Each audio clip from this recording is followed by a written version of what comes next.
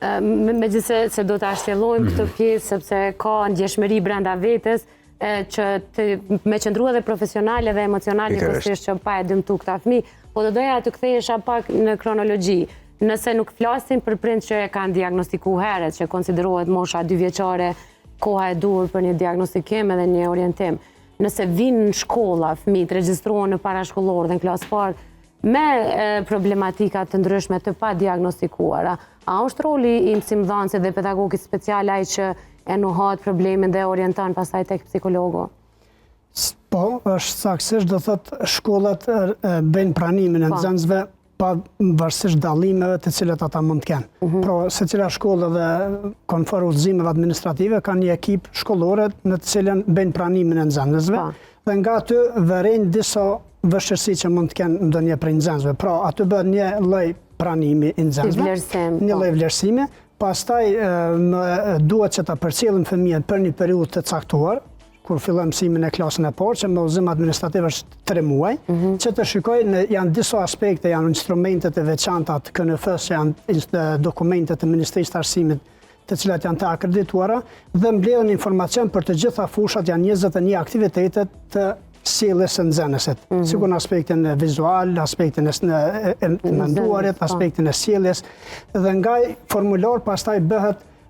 inicimi i rastit, sigurisht duke bashkëpunuar dhe duke me pëlqimin e prindit, pra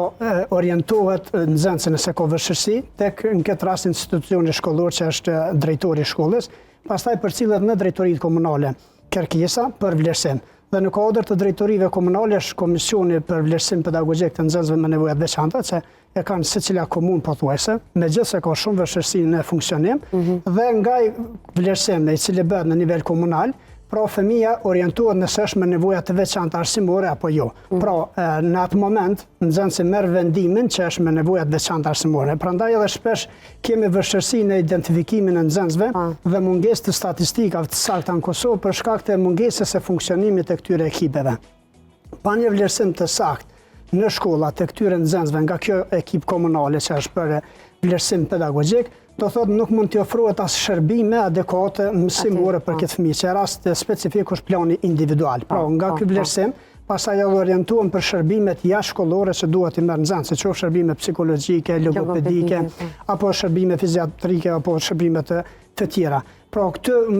është një strukturë organizimit të tillë, pastaj rekomandimet që jepen nga ekipa komunale, që në përbërje ka edhe psikolog, ka edhe pedagog special, ka logoped, edhe është zyrtari komunal i arsimit, dhe merren informacionet nga prindi, nga mësimdhënësi për atë periudhën sa është vëzhguar nxënësi. Pastaj ai komision bën vlerësimin nëse fëmia duhet shkojë në klasë të rregullt apo duhet shkojë edhe në qendër burimore. Pastaj kur orientohet në klasë të rregullt, sigurisht komisioni e ka për detyrë dhe obligim që të përcaktojë nëse fëmia ka nevojë për asistent. Pra që nga ai moment sigurisht me mundësitë komunale të cilat kanë komunat, por gjithsesi aty rrjedh edhe nevoja për asistent dhe shërbimet adekuate që duhet i merr fëmia brenda shkollës, ato që janë arsimore.